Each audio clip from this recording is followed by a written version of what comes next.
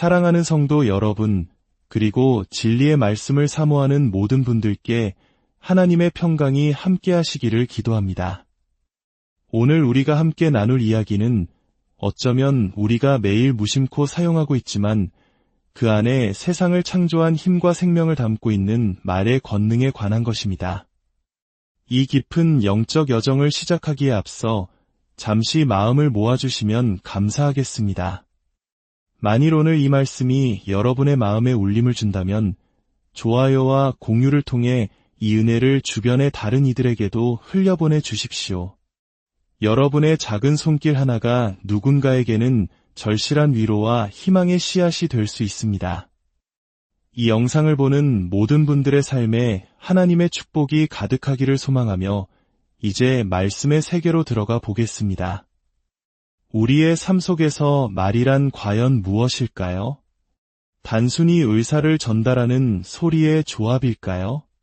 성경은 우리에게 그보다 훨씬 깊고 강력한 진실을 알려줍니다. 요한복음 6장 63절에서 예수님께서는 이렇게 말씀하셨습니다. 살리는 것은 영이니 육은 무익하니라. 내가 너희에게 이른 말은 영이요 생명이라. 이 말씀은 실로 놀랍습니다. 예수님의 입에서 나온 말씀이 단순한 교훈이나 정보가 아니라 그 자체로 살아있는 영이며 생명을 창조하고 유지하는 생명 그 자체라는 선포입니다. 이것은 마치 태초에 하나님께서 빛이 있으라 말씀하시자 세상에 빛이 생겨났던 그 창조의 권능과 맞닿아 있습니다. 하나님의 음성은 무에서 유를 창조했고 그분은 당신의 형상대로 지음받은 우리 인간에게도 그 창조적인 권위를 우리의 말에 위임하셨습니다. 그러므로 오늘 당신이 내뱉는 말 한마디 한마디는 결코 허공에 흩어지는 소리가 아닙니다. 그것은 영적인 실체이며 당신의 현실을 빚어내는 강력한 도구입니다.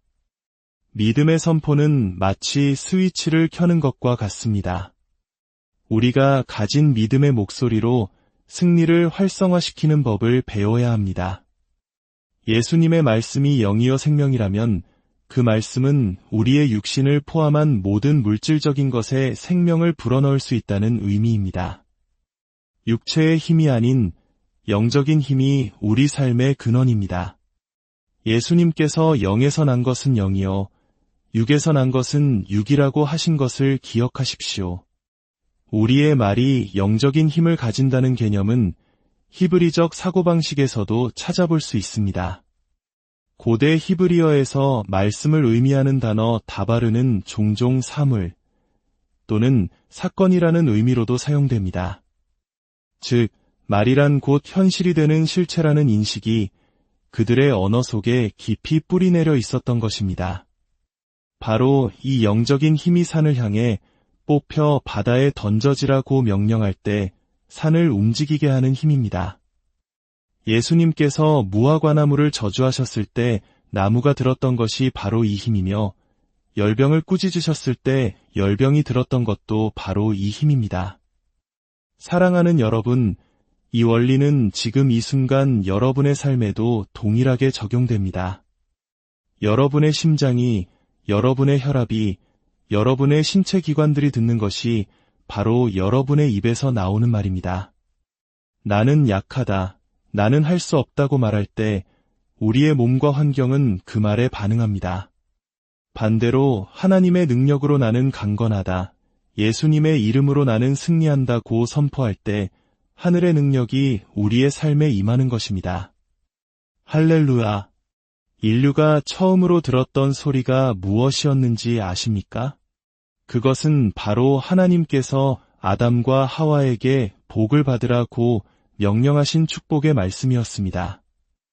창조주께서 인간에게 주신 첫 번째 선물은 바로 축복의 선포였습니다. 하나님께서는 얼마나 많은 단어를 알고 계실까요? 당신에게 필요한 모든 단어를 알고 계십니다. 왜냐하면 그 모든 것을 만드신 분이 바로 하나님이시기 때문입니다. 하나님은 같은 단어를 반복하지 않고도 영원히 말씀하실 수 있는 분입니다. 그 무한한 말씀의 창고에서 우리는 오늘 우리에게 생명을 주는 말씀을 붙들어야 합니다.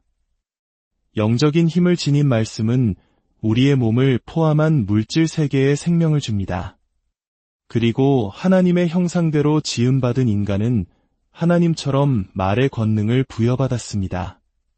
동물들도 소리를 내어 소통하지만 그들은 믿음의 말을 선포하여 현실을 바꿀 수는 없습니다. 그들은 그것을 위해 우리에게 의존해야 합니다. 성경 잠언 18장 21절은 이 진리를 명확하게 선포합니다. 죽고 사는 것이 혀의 힘에 달렸나니 혀를 쓰기 좋아하는 자는 혀의 열매를 먹으리라. 생명과 사망의 힘이 우리의 혀에 달려있다는 것입니다.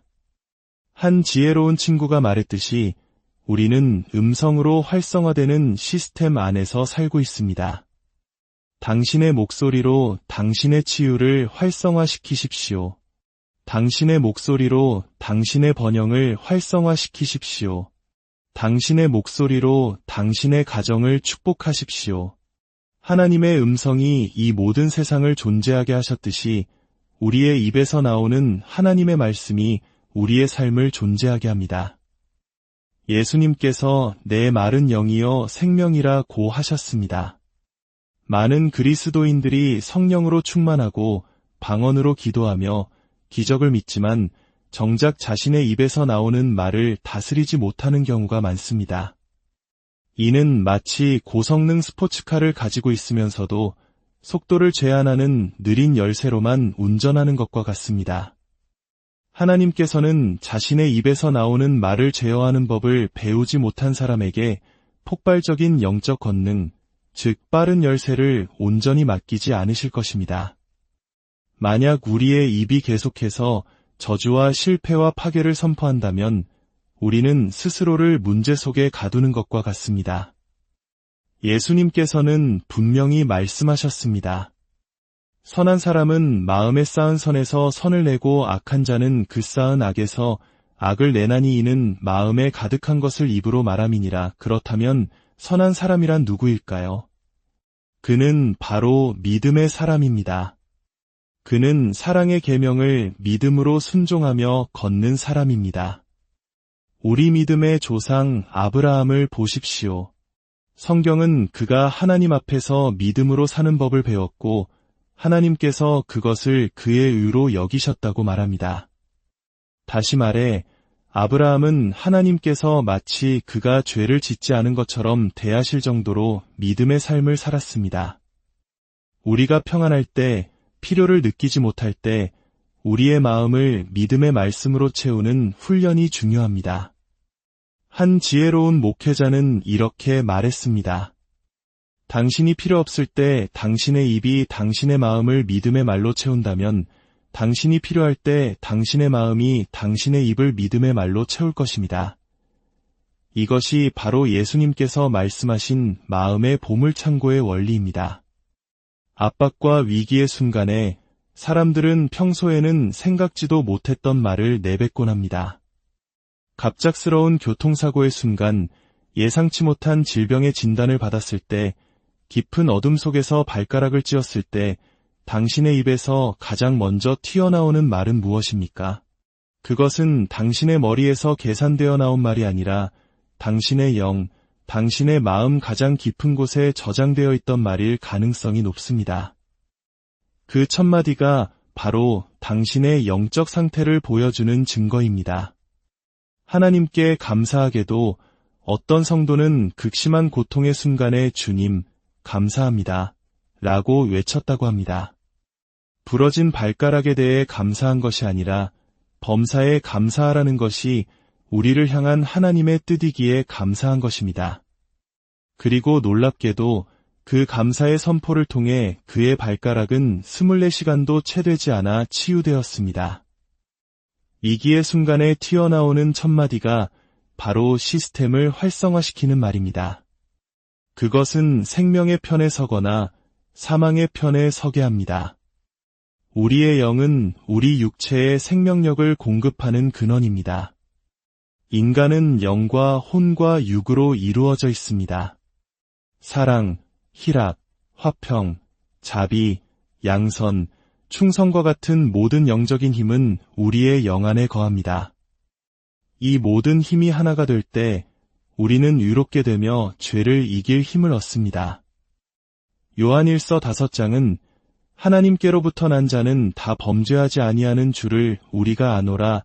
하나님께로부터 나신 자가 그를 지키심에 악한 자가 그를 만지지도 못하느니라고 말씀합니다. 이것은 단순히 규칙을 지키는 수준의 거룩함이 아닙니다. 이것은 내면에서부터 흘러나오는 영적인 힘입니다. 갑작스러운 재난의 순간, 생사가 오가는 위기의 순간에 우리의 생각하는 마음은 뒤로 물러나고 우리의 영이 전면에 나서서 통제권을 쥐도록 창조되었습니다. 그 순간 당신의 입에서는 무엇이 터져 나올까요? 이제 다 죽었어. 라고 절규하며 불평과 저주의 말을 쏟아낼 것입니까?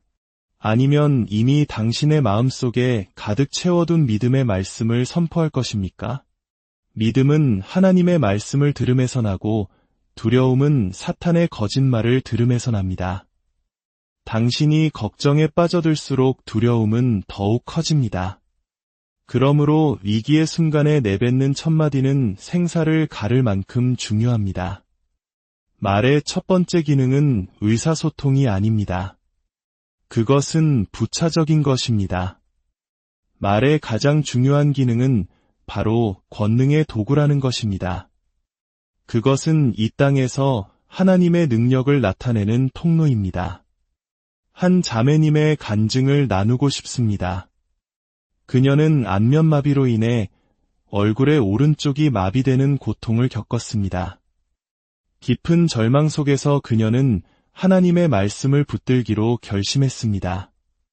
이사야 신세장 4절의 말씀, 그는 실로 우리의 질고를 지고 우리의 슬픔을 당하였거늘 그가 채찍에 맞음으로 우리는 나음을 받았도다. 라는 말씀을 밤낮으로 묵상하고 입으로 선포했습니다. 그녀는 고백했습니다. 상황은 변하지 않는 것처럼 보였습니다. 거울을 볼 때마다 마비된 제 얼굴을 보며 낙심이 찾아왔습니다. 사탄은 제 마음에 보아라. 아무것도 변하지 않았어. 너는 치유받지 못했어라고 속삭였습니다. 하지만 저는 그럴 때마다 더욱 크게 하나님께 감사하며 찬양했습니다. 예수님께서 이미 제 모든 질병을 짊어지셨기에 이 질병은 더 이상 내 것이 아니라고 선포했습니다. 저는 제 감정이나 눈에 보이는 현실이 아니라 변치 않는 하나님의 말씀을 믿기로 선택했습니다. 그녀는 마음으로 믿고 입으로 시인하며 감사를 통해 믿음을 표현했습니다. 그리고 마침내 하나님의 시간에 그녀의 얼굴 신경은 완전히 회복되었습니다. 마비는 떠나갔고 그녀는 말씀의 능력으로 온전한 치유를 경험했습니다. 할렐루야! 사랑하는 여러분, 오늘 우리는 생명이 육체적인 것이 아니라 영적인 힘이라는 귀한 진리를 다시 한번 확인했습니다. 예수님은 육신이 되신 하나님의 말씀이시며 그분 안에 생명이 있습니다.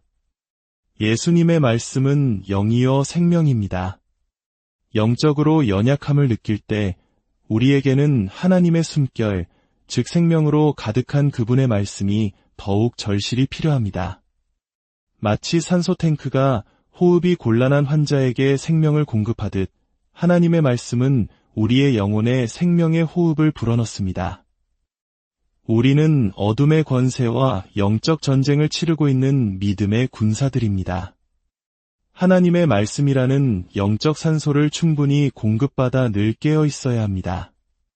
오늘 당신의 입술을 통해 생명의 역사가 시작되기를 축복합니다. 당신의 마음을 하나님의 말씀으로 가득 채우십시오. 그리고 어떤 상황 속에서도 믿음의 말을 선포하십시오. 당신의 목소리로 승리를 활성화시키는 삶을 살아가십시오. 여러분의 입술의 모든 말과 마음의 묵상이 주님께 연락되기를 원합니다. 오늘부터 믿음의 말로 승리의 삶을 활짝 여시기를 바랍니다. 하나님의 풍성한 은혜와 평강이 여러분과 여러분의 가정에 늘 함께 하시기를 예수님의 이름으로